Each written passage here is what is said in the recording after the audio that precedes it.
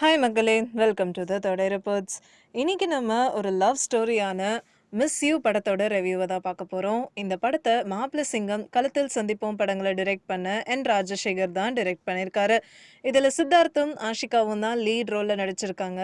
இவங்களை தவிர கருணாகரன், பாலசரவணன், மாறன்லாம் கூட நடிச்சிருக்காங்க. ஸோ வாங்க இப்போ இந்த படத்தோட கதைக்கு போகலாம். வாசுவா நடிச்சிருக்க சித்தார்த்துக்கு ஒரு ஃபிலிம் மேக்கரா ஆகணுன்றது தான் ஆசை.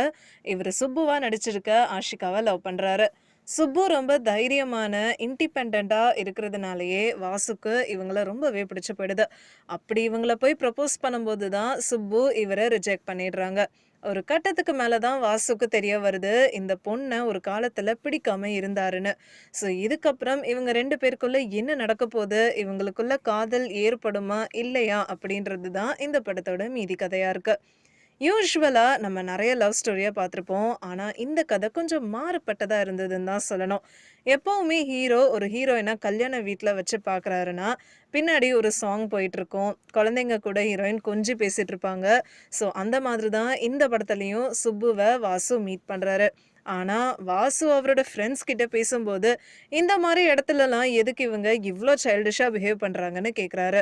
ஸோ இந்த மாதிரி இப்போ இருக்கிற மாடர்ன் டேல நடக்கிற விஷயங்கள் எல்லாமே எப்படி பழைய டெம்ப்ளேட்டான கியூட் அண்ட் இன்னசென்ட்டாக இருக்கிற பொண்ணுங்க டைப்பை ஃபாலோ பண்ணுறது இல்லைன்னு சொல்லி ரொம்ப அழகாக காமிச்சிருக்காங்க. அதே மாதிரி இந்த படத்தில் இப்போ இருக்கிற பசங்களுக்கு மேரேஜ்ன்றதை எப்படி பார்க்குறாங்கன்றதையும் சொல்லியிருக்காங்க. இதில் வாசு ஒரு விஷயம் சொல்லியிருப்பாரு. ஒரு மேரேஜ் கெட்டதுன்றது டாக்ஸிக்காக இருக்கிறதோ இல்லை ஃபிசிக்கல் அப்யூஸ் மட்டுமே கிடையாது. ரெண்டு பேரால கம்ஃபர்டபுளாக வாழ முடியலனாலும் அது கெட்டதாக மாறிடுதுன்னு சொல்லியிருப்பாரு.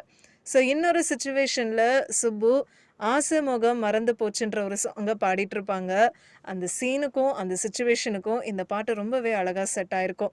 ஸோ வாசுவும் சுப்புவையும் பார்க்கும்போது இப்போ இருக்கிற மாடர்ன் டே கப்புள்குள்ளே இருக்கிற பிரச்சனைகளை எப்படி சமாளிக்கிறாங்கன்றது தான் ரொம்பவே அழகாக கொண்டு வந்திருக்காங்க. அது மட்டும் இல்லாமல் என்னதான் இவங்க ரெண்டு பேரோட பாதைகள் வெவ்வேறாக இருந்தாலும் அதை எல்லாத்தையும் எப்படி பார்க்குறாங்க, இதெல்லாம் கடந்து எப்படி வராங்கன்றது தான் ரொம்பவே நல்லா இருந்தது. மொத்தத்தில் இந்த கதை பார்க்குறதுக்கு ரொம்ப இன்ட்ரெஸ்டிங்காகவும் என்டர்டெய்னிங்காகவும் ஆடியன்ஸுக்கு கொடுத்துருக்காங்க. லவ்ன்ற பேரில் ரொம்ப முகம் சுளிக்கிற மாதிரி சீன்ஸ்னு எதுவுமே இல்லாமல் ரொம்ப யதார்த்தமாக அவங்க ப்ராப்ளம்ஸை எப்படி சால்வ் பண்ணிட்டு சிம்பிளாக வராங்க அப்படின்றத கதையாக தான் கொண்டு வந்திருக்காங்க. இந்த படத்தை உங்கள் குடும்பத்தோடையும் ஃப்ரெண்ட்ஸோடையும் போய் பார்க்கலாம். ஸோ கண்டிப்பாக இந்த படத்தை தியேட்டரில் மிஸ் பண்ணிடாதீங்க. உங்களுக்கு இந்த வீடியோ பிடிச்சிருந்ததுன்னா லைக் பண்ணுங்கள், ஷேர் பண்ணுங்கள், சப்ஸ்கிரைப் பண்ணுங்கள் அண்ட் மறக்காமல் கமெண்ட் பண்ணுங்கள்.